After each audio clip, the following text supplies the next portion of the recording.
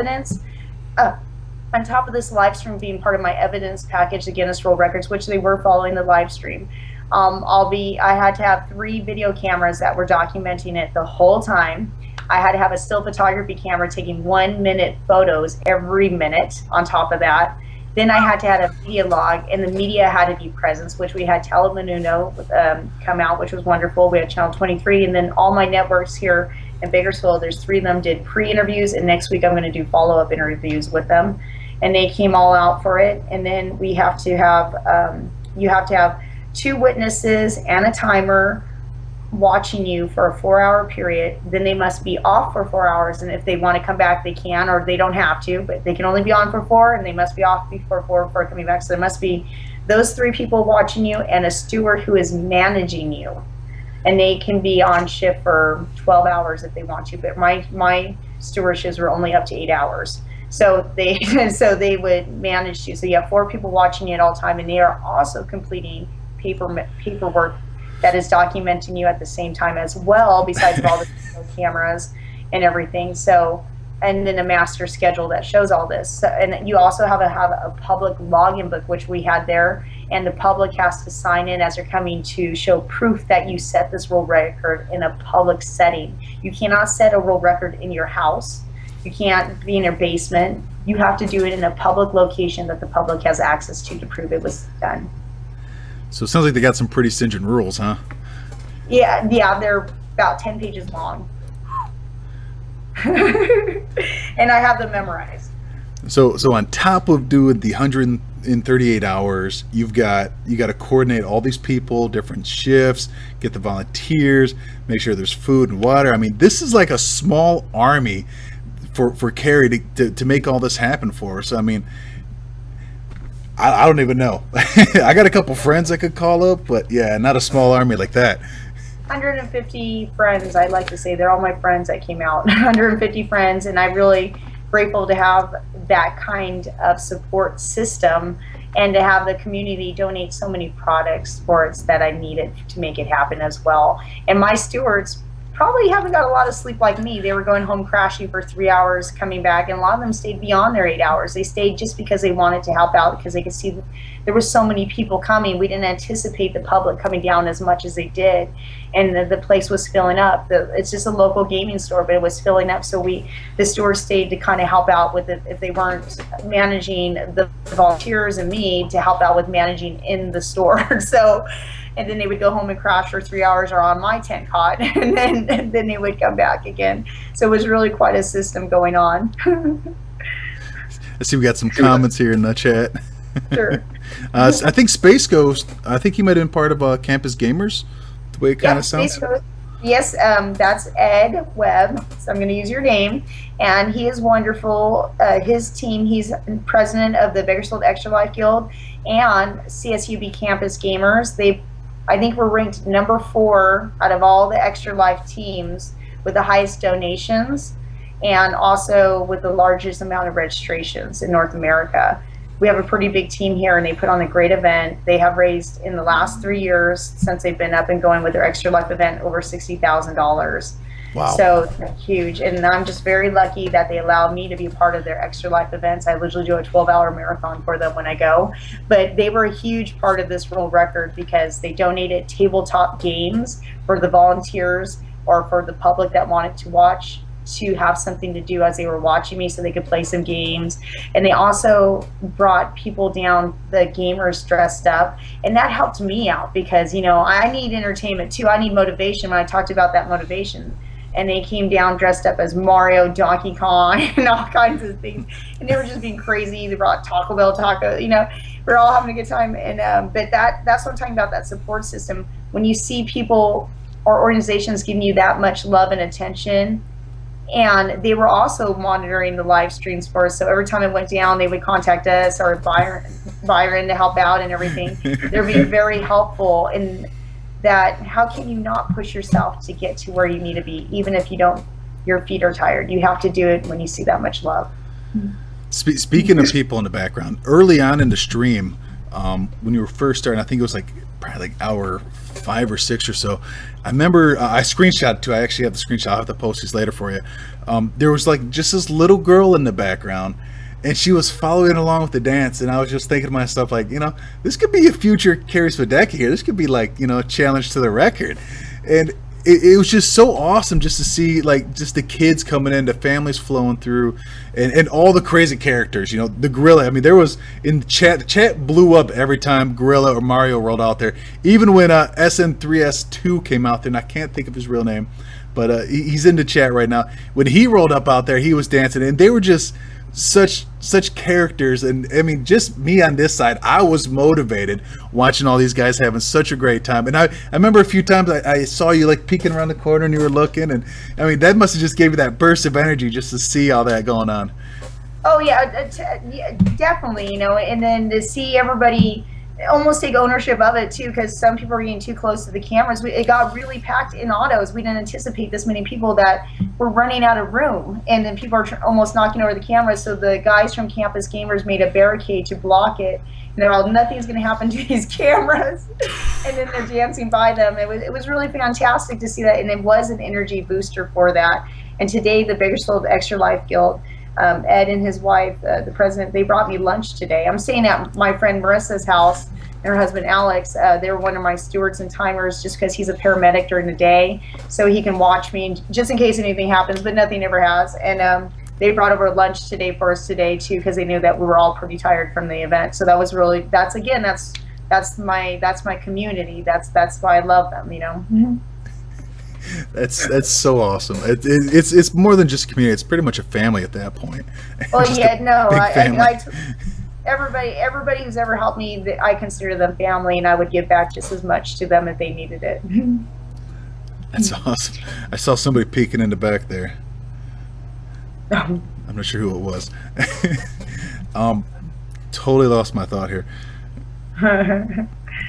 Yeah, so back to the screenshots. I got screenshots of them doing Tetris. Like, they were actually back there, like, doing the actual dances and, like, spinning with the leg around. And there you go. Space Ghost is dropping all the names out there. Oh, yeah.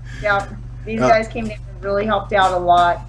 And then, like I said, that my whole nutrition system that I had got donated or bought myself for the event turned out to not work out after the second day. So I was out of food myself for me to eat. And a lot of these guys were running that, who Space Ghost has named, were running and taking turns besides other people from different organizations to run and bring me food that I could eat. That's so awesome. It makes me happy. It makes me glad to know that there's people out there. That's like that refreshes your faith in humanity when people just come out and they volunteer and they do all this stuff with their free will. Carrie wasn't like, "Hey, go get me food." They were just like, "Hey, Carrie, you hungry? You want this? Do you need this?" And they were just helping her out so she could focus on the goal. Yeah, really huge. I don't know how I got so lucky, but I did. So, so that's all I got to say. Or, I mean, I don't know many people. I mean, we had to have someone to manage it. The stewards have a huge responsibility. And like my friend Marissa and Alex, without second thought, they stayed there. They're tired, but they did it. And they stay there 12 hours a day running it and making sure the stream goes and everything was perfect and that everybody was on time, the volunteers. Because we have to, the Guinness World Records are, if you're not there right when your shift starts, 5 minutes late, the attempt can be disqualified just for a volunteer being late and not being there to properly document. So we required everyone to be there 30 minutes earlier than their time so that we would have a gap to grab somebody if we needed to. And that's a huge organization thing to do that and make sure that they are documenting everything down on top of that. So, and then they're taking care of the cameras, getting me food when I need it, getting me water when I need it, making sure the stream is still going on top of that. And then the Xbox, we tested the limits of the Xbox. The Xbox went for 70 or 71 hours before it went out the first time, which is incredible. And then the second Xbox went just as long. It went for another 70 hours without giving out either. So I don't know what we did. Maybe we blessed those Xboxes this time, because last year during the world record attempt, they went out every 14 hours. they went out every 14 hours. They were overheating, and this time it was like someone up above was watching us from Microsoft or something, and they went out every set. We only had to make it go to our backup Xbox once, and we had 4 backup Xboxes ready. So we would use the original one, went 70 hours, and then the second one took us to the 138th hour, which is incredible. Even testing the limits of the computers as well. Oh, yeah, and that was one of my concerns too, because this is my first time doing Twitch and live streaming. I was really concerned about the computers overheating, so it's really crazy. But yeah, some people put down, I'm noticing that they're surprised I'm awake. You know, I typically only get 4 hours of sleep every night, because I have such a busy schedule being a second grade teacher and training like a professional athlete. I train like a professional athlete full time once I'm off from work, that I can't, there's not enough for me to get more than 4 hours of sleep a night. And pretty much I train my body to live off very little. So when I walked into this world record, narrowing that down to even less at the beginning was okay. But then at the end, like I said, it took like 5 people to get me out of my little tent cot and bring me over there and just dance again. That's right. Yep, swapping out the cards, the cameras. There was a few questions in here too before some of these trolls rolled in here. Let's see here. What did you think of the dancers, both costume and regular clothed? Oh, the ones that were dancing? Yes. I loved it. I loved it. That was like, it got me all amped up too, especially the gorilla with his "I Love Just Dance" shirt on. I mean, it was just, and he kept coming over side. I go, "Oh, no, you can't go to the main part. That's interference. But stay right there. You can dance with me." So he's like dancing with me these signs. Then little kids were making signs in the back on the tables and bringing them up to me that says "World Record Attempt," you know, or "We love Carrie Swidecki," because we had poster sign stuff out, and the kids were making little signs and everything. It was cute, and so. And I loved it. Ubisoft donated a whole bunch of "I Love Just Dance" shirts and Just Dance 2015 glasses. So we were handing them out to people, and the kids loved it. That's when you saw the one time you're watching little kids in the background dancing. Yeah, so. It's so awesome. Yeah, I know there's, like I said, there was a lot of hype, especially when the gorilla got out there. The stream just, or the chat in the stream just blew up. Just people just saying like gorilla hype all over it. Got another question here. What are your thoughts? What were your thoughts when Scott dropped the big donation? So that would be the Five Nights at Freddy game developer. Well, for me, you know, I've never considered myself a mainstream gamer. So when I see someone in the gaming community so big as him supporting what I do, it's an honor. It's an honor to have his respect. So I appreciate it, and it's huge. That's huge on me because, like I said, I don't consider myself a mainstream gamer because I work full time. But when I see someone in the gaming community like that dropping something like that for what I do, I'm blown away myself. I'm not blown away. It's like it's an honor to have him want to donate to my live stream. So. And then Ubisoft came in there, I think the last 48 hours or last 24 hours. I'm not sure when they joined in. It's about the last 24, yeah. Yeah, the last 24 hours, all of a sudden Ubisoft, we got their attention too. So that was pretty incredible as well. That was neat. That for me, that was like, ooh. I was like, that was exciting for me. So I'm like. Well, that was kind of like with Astro Games too. It was, you know, I was kind of talking to them on the background, and they were like, you know, we don't know if we want to donate. And then they realized that it was legit and that you were really going for this world record. And it was, I mean, that it was just serious. And they're like, you know what? Hey, here you go. Top donator is going to get a pair of A50s, and then we're going to be doing a random giveaway to one of the donators for a pair of Astro A40s with the Mix Amp Pro. So pretty much the same headset you see with me here, and then the Mix Amp that I can't really pull up because it's all wired in.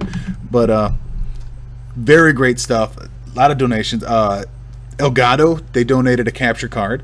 So I mean, yeah, that's what I'm saying. It's incredible because I've never worked with these companies before, and I don't live stream. So for me to see them want to get involved in it, it's exciting for me too. So I'm like, I'm just as excited. Exactly. And like you said, this was your first time really doing anything big on Twitch. Whereas a lot of the people on Twitch, like a lot of the regulars, I'm sure they all know the names, Astro, Elgato. They're all commonplace names. Whereas if you're new to Twitch, you're like,